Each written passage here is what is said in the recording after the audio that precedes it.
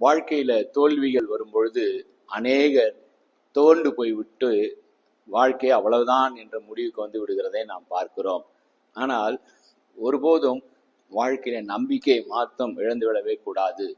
வேதத்துல அநேக பக்தர்கள் நம்பிக்கையற்ற சூழ்நிலையில, ஆண்டவரே நீரே என் நம்பிக்கை, ஆண்டவரே நான் பயப்படுகிற நாளில உம்மை நம்புவேன் என்று அறிக்கையிடுகிறதை நம்ம பார்க்கிறோம். மலை ஏறுகிற வீரர்கள் மத்தியில நடந்த ஒரு சம்பவம்.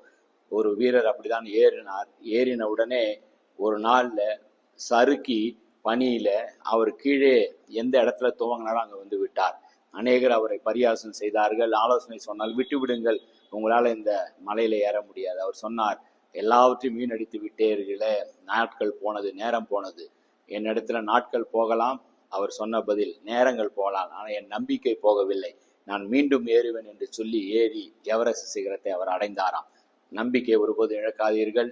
உங்களுக்கு ஒருவர் உண்டு, அவரை பார்த்து சொல்லுங்கள், நீரே என் நம்பிக்கை, உண்மையே நான் நம்பியிருக்கிறேன். உங்கள் நம்பிக்கை ஒரு நாள் வீண் போகாது. God bless you.